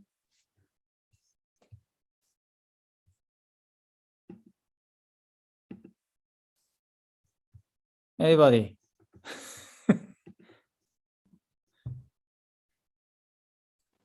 Okay, so Barbara. Yeah, I have a question for your presentation, Henry. Well, maybe it's age. I'm an old woman now, and I was lucky to listen to Deleuze for 1 year during his seminar in Paris in 75, and then have a very strong friendship with Félix Guattari. And then because I was involved with indigenous people and issues that were not yet called decolonial at the time, but there is so much literature around this Robinson business and Turenne that I read when I was young, but also so much literature from all the Southern Hemisphere by men and women who have deconstructed in a very creative way all this fantasy about the desert island, of which Deleuze wrote. And I wrote a paper in Deleuze and Guattari studies, I don't remember which number now, where I was responding to Povinelli's figure of the desert, where I was referring to Deleuze's concept of desert island. And I think today it's very difficult to think with those terms. And this is not necessarily to criticize Deleuze and say what are his limits, like you suggested in your paper, but it's also that his work with Félix Guattari made a move, not just in what they wrote together, which is Thousand Plateaus, but and Anti-Oedipus, of course, and then Thousand Plateaus, because thanks to Félix Guattari, he read a lot of anthropology, which he was not before. He also met a lot of anthropologists. And so their common vision of the other has changed over the years.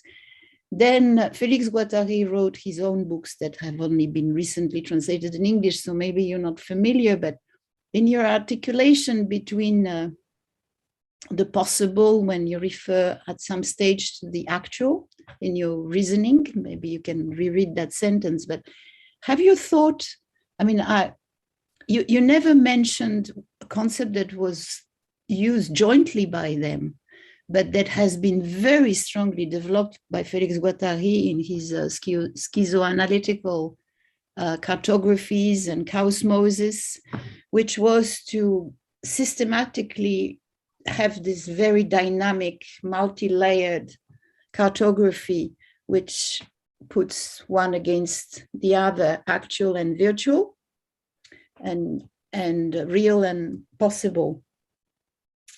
Now, by doing that, in the way Guattari did, I think he proposed a way to come out of the kind of limitations that were appearing in what you point through your paper. So I wanted to know, what if you have thought about using this Guattarian tool, because for me it's very useful and I really recommend it to many young researchers. And that's one thing. And the other, I'm not a philosopher, I'm an anthropologist, but it's a philosophical question. But the other thing is more problematic. How can we today, and I'm calling to the beautiful paper of Emin, how can we talk about Friday today in that way that it's staged in Turenne's novel, without questioning the concept of the other as that separation of, because there has been so much debates and writing, like Emin showed, about changing the image of the woman, and of course on islands. And Friday, this has been commented, I don't remember where, but because of the relationship of the two men, that Friday in a way is also not just an object sometimes or a slave, but he's like a woman. And that image of like a woman with the prejudice of that type of representation I don't know if any feminists have criticized that, but they did in other writings, right? Because that fantasy and the success of Robinson's story of the, and then there is the last thing I would like to say. There has been the reverse situation that happened in history. There is a French young boy who, like many young boys, to run away from poverty, went on boats and end up across the world. And one of them was called Narcisse Pelletier. He was 12 when he left France. And at 14, there was a wreckage and he was saved. He was abandoned by the French crew, but he was saved for 17 years by a group of Aboriginal people. And it's really interesting because this has been documented out of his testimonies. After 17 years, he was forced to come back to France when he didn't want. Now, there has been a novel in France that tells this story in a completely untrue way, because the author, it was only a few years ago, projects on the story of Narcisse the Robinson fantasy, right?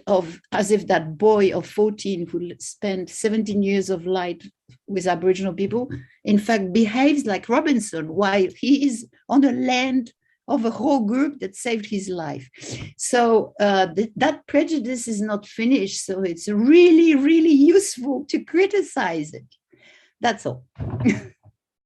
Gosh, sorry, that's all. Thank you. That's really great. I'll try and answer quickly because I kind of imagine there are lots of other questions. So I'll answer my bit and then I'll pass it over, I guess. Yeah, absolutely. I mean, when I was working on this, the thought that occurred to me about the early work is even, Deleuze's collaborations with Deleuze and Guattari are hard to understand in terms of the solipsism one finds in Deleuze's early writings. And, when you go into difference and repetition in particular, there's this real solipsism, particularly in the conclusion, that I think is very surprising given how open the text is.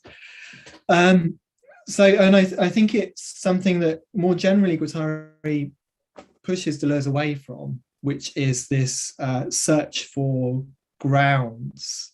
So Deleuze is very keen to clear a space where one can kind of plumb down to some transcendental field, which is the pure field. And I think, I don't know Guattari's work that well. I know 1,000 Plateaus, which is Guattari and Deleuze. And I think there, you see that there's far more of a pragmatism than this early philosophy of sense. There's not an attempt to find this ground of sense that precedes the interjection of the other.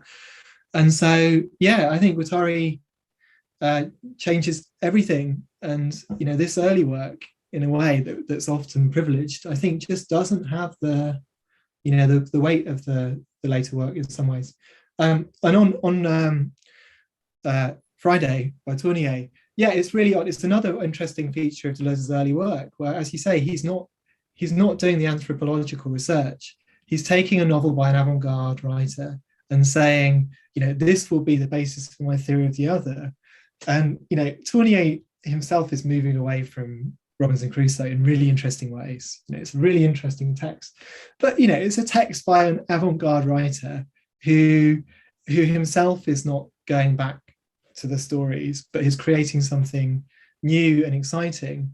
And to develop a theory of the other on the basis of that is problematic. And I think, when his work with Guattari also fleshes out his ability to think through concretely anthropological research. So no, I agree with both of these things. I think it's not something I've looked at. I work through German idealism and Deleuze, and so I'm sort of coming to the end of that now, and realizing that it really is the work of Guattari that opens Deleuze up to a more profound philosophical analysis of others in general. So yeah, absolutely, Barbara. Thank you. I agree. All right. Thank you for the answering, and then the interesting question. we have 2 questions on chat. The Job Bradley. I would like to hear more about the Overman. I was waiting your conclusion. Robinson is Overman. How so? And then also the question to Henry, the Hanbi Shin. Thank you for your difficult presentation. It's my personal question. These days, Deleuze ontology tends to interpret it as some kind of post-Kantian. What do you think of this view? All right. We have plenty of time, and then more questions. I would say Barbara's question was directed to Amin as well, so I don't know if she wants to come in on that. Can I take the question again? Even. Because I was thinking another question to reflect to you, Henry. Barbara, can you repeat your question again? Sorry that I missed. No, it was not the question. I was just referring to your yes, paper by saying that all the things that you show about women image being transformed also has affected all these debates and situation. There is even, among studies in the United States, there is studies of shores, for instance. I don't know if some of you are familiar with that, which is a literary way to criticize a form of colonial literature, but in literature, right? And this, exactly, the Robinson and so many hundreds of all, including also explorers' tales and so on, or these so-called descriptions. So it's interesting because in this approach to shore studies, first contact studies of navigators, either lost or invaders, there is this importance of changing the image of women, of men, the other, and so on. So just my point was to say that Emin's work is addressing that, and I think that it's difficult nowadays, even if you, it's like for historians, even historians who talk about ideas of the past nowadays frame it into questions of the present. And so I found it difficult to talk about Robinson in relation to Deleuze, all the work before he met Guattari. Because for some young people, they don't know all that. And they need to know that all these ideas have been criticized over the years and have helped to inform debates which are current for the future. So, Emin, would you respond? No, I was just trying to also reformulate a question in relation to this idea of representation or reproduced image. Maybe I can take the time now. Sorry for the 2 questions that you have reflected. We have enough time, don't worry. So I was trying to write also. I'm also very curious about this, restored, referring to Barbara this time, and to Henry.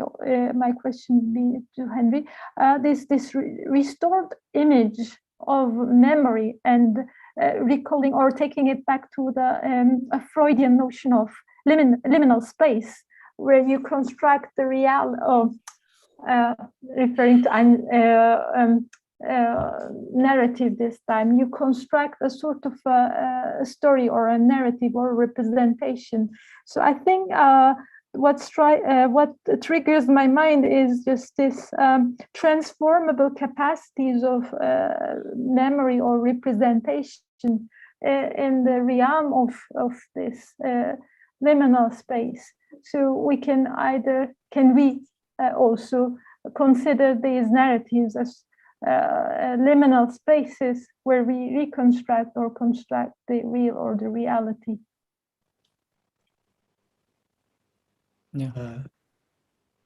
Yeah, absolutely. I suppose in the same, with all these philosophers, there's a kind of doubling. So there's memory as it operates in terms of representation. Like Deleuze says, there's a kind of transcendent use of the faculties, and then there's an empirical use. And I think, for what I was talking about in the paper was, for Merleau-Ponty, the reason why we structure the world in terms of representations, we see it as made up of things that are fully determined, is because, our perception is full of indeterminacies. But what we can do in memory is we can recall particular perspectives and put them all together in a way that's kind of independent of time. So for Merleau-Ponty, you can kind of run through a series of perspectives and knit them together in a way that you could never do when you're actually perceiving something. And that's a form of representational memory. But you're right. I mean, in order to kind of make sense of the world in a deeper level, I think for both Merleau-Ponty and Deleuze, there has to be another sense of memory that is non-representational. And I think, certainly for Deleuze, in the early work at least, this is the big debate with Freud, is whether at root what's remembered is something actual, or it's some kind of like virtual intensive thing that's a ground that's never actually happened, and that whether that's the source or not. But absolutely, yeah. I mean, I think the question of this space of memory that is non-representational, clearly both need it, and Deleuze needs it and has a one of the projects of the early work is to distinguish memory as this kind of liminal space from representational memory that operates in terms of kind of factual recall. Yeah, totally. Okay, thank you so much. Right. So, yeah. Oh, yeah. Is Brandon? So shall I go back? Yeah. Shall I go back to Geoff's question about the Overman?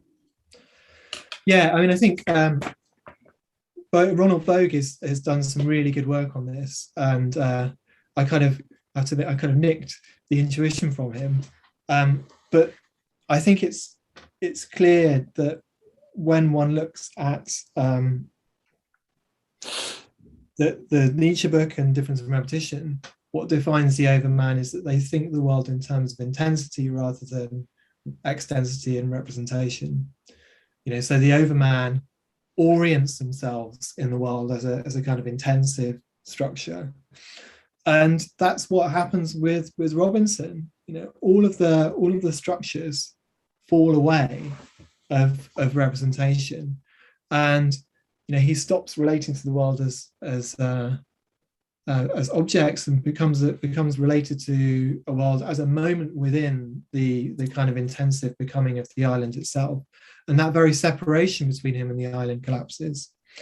And likewise, you have this, as the Tournier quotes alludes to, instead of this kind of thinking forwards that we live, where we're anticipating the next moment, there's a kind of willing backwards, which is Nietzsche's phrase for what we need to do. We need to learn to will backwards, that Robinson Crusoe has in the end of the Tournier novel, where the whole structure of temporality has changed.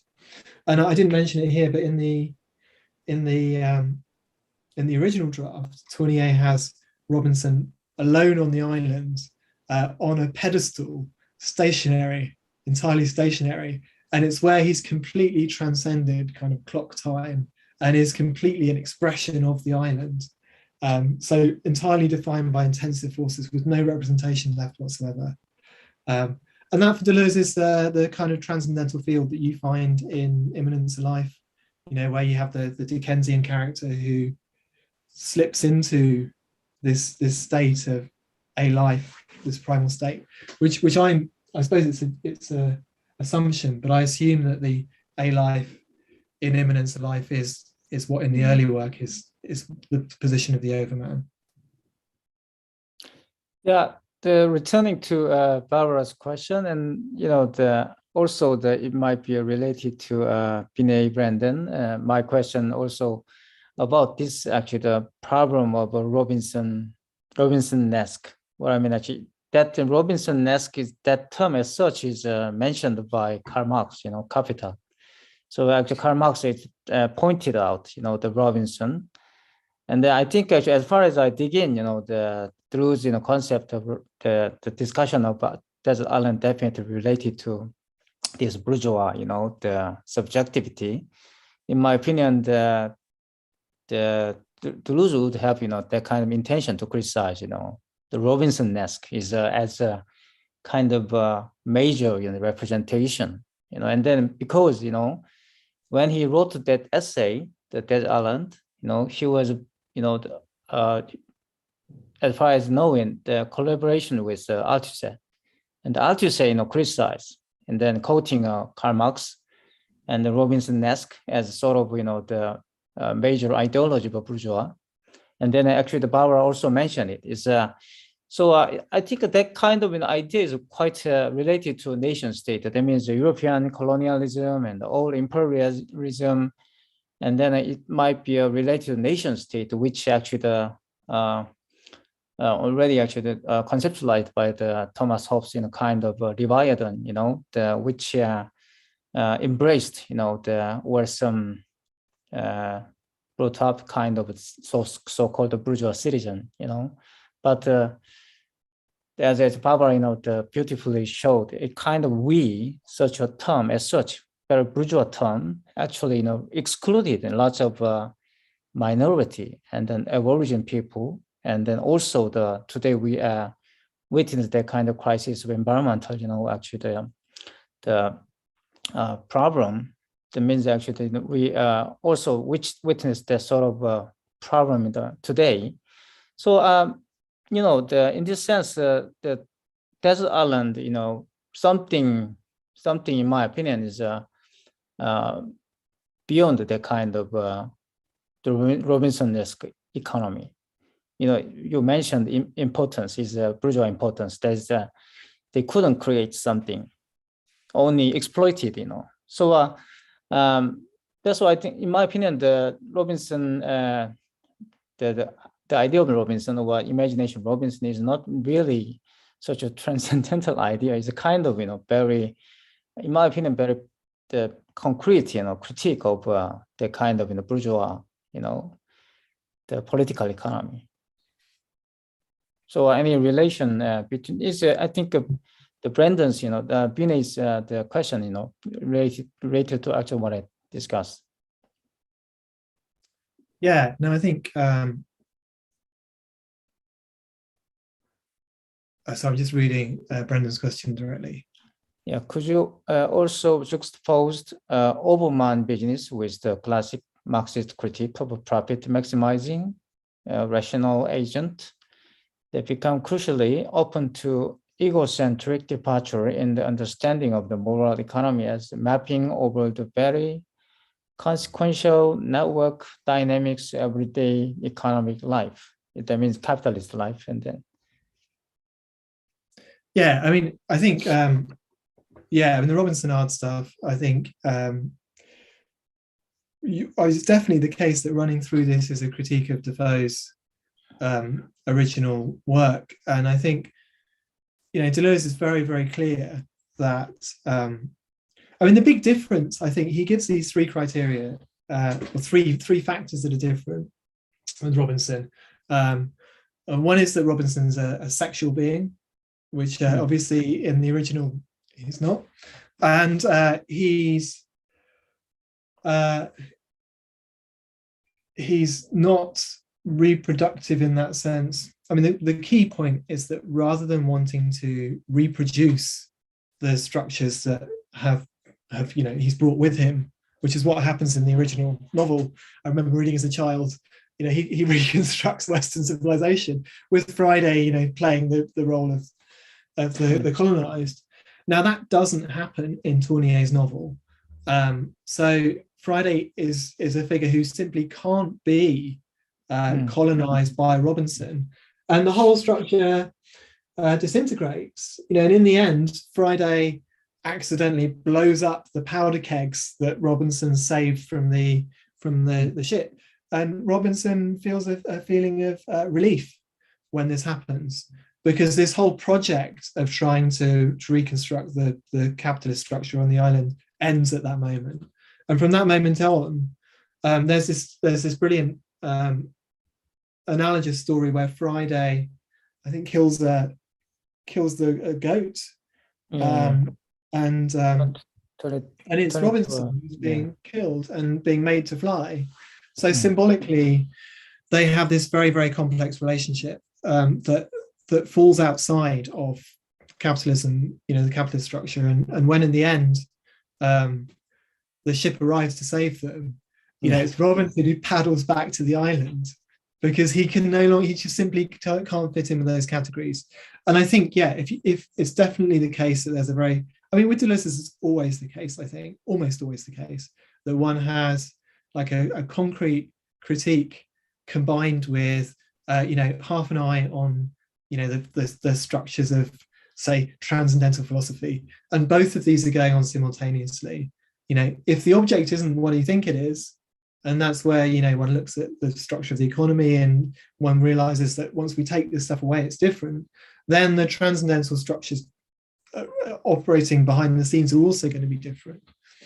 The transcendental field emerges on a personal level through this account.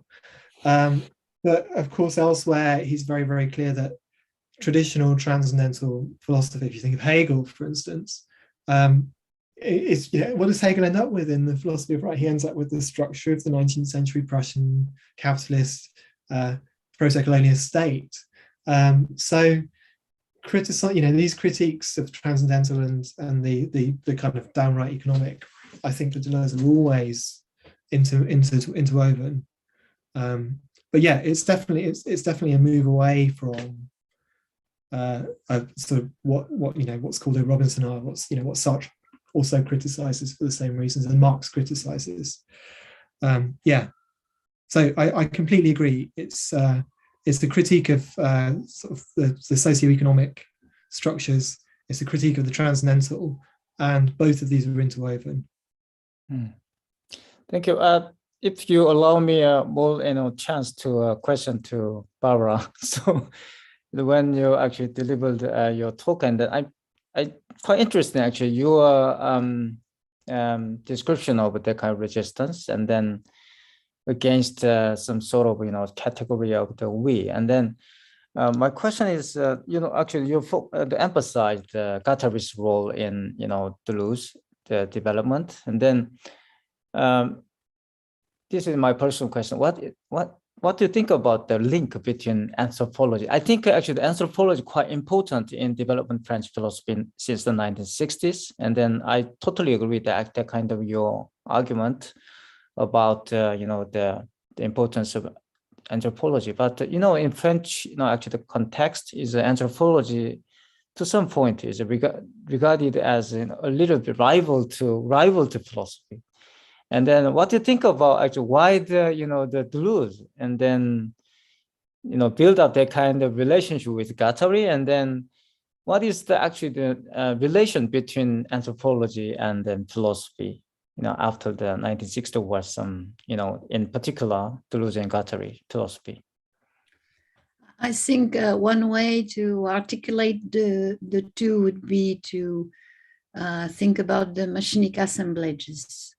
Because what was very important in the 70s, 80s, and until Félix's death was the rise of cybernetics, and they both were fed on Simondon thinking of techniques, and that domain has been both addressed by philosophy and anthropology, and also because Guattari was an analyst who did his analysis with Lacan, and then sort of withdrew from Lacanian thinking, but not completely, because his apperception, that is his stronger critique of representation, that really was the complicity with Deleuze, it was inspired partially by the little a in Lacanian thinking. But he did his analysis with Lacan, and then he was a free man.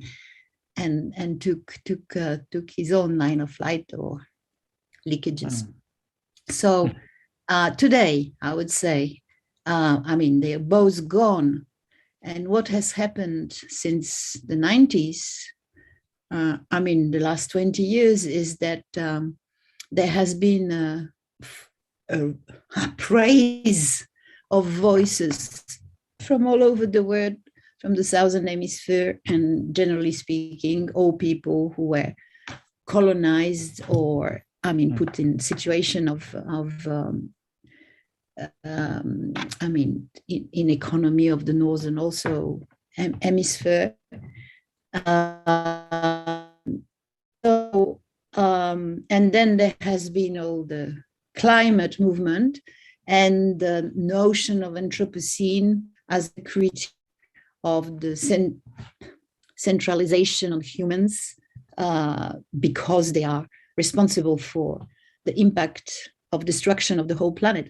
Now, for many societies, this recognition of human responsibility has been always at the heart of their cosmo-actions, cosmovisions, micropolitics, whatever. But now the fact that the human is constantly put in question, and humanity in two ways, both by recognition agency to non-humans, which Deleuze and Guattari really contributed to feed, even though some people forget it. And also the question of machines. What is a machine? What is the status of the machines? Are they live or not? I don't know if there are some papers on that subject during the conference, Manoj. I mean, the program is so rich, but I was just wondering because there are people who work on those issues. And of course, there is lots of series on that. And some people do experiment a relationship of living with some machines. And we are very affected. Many people are sick because of our dependency on machines, algorithms, both individually and collectively. So in response to that, in fact, it's been 3 years that we have created with colleagues, anthropologists, sociologists, philosophers, economists, geographers, specialists of politics, pluridisciplinary master in environmental studies. Environmental is not the right word because it should be milieu, which has transversality and not the around us, right? But anyway, that's how it's been accepted institutionally. And I am not satisfied with the very re-essentializing boundaries of anthropology. And I'm a bit tired of all those debates in relation to its colonial history. And so I think we have to use all the tools of all disciplines, of all thinkers, but we can't respond to the emergency of the issues we have to face today without trying to work in transdisciplinary assemblages. Okay, great response. And then you actually sort about my wondering. Anyway, just yeah, I think we time's up, at the moment. So if you have any desperate question to this fantastic speaker, if you don't have, actually, we should stop at the moment right now. All right. So, and then actually we also have another session, tomorrow, and then I'm gonna speak as well. So I hope we can see tomorrow again. All right. Thank you very much. Then I just want to say that those who can should really listen to the session of Radek Kierkegaard, who organized the fantastic gathering in Dublin, which was published. And he speaks tomorrow. I know that. So you must attend that session together, and then we will have more discussion. Thank you very much. Thanks. And then over to Manoji or some take over.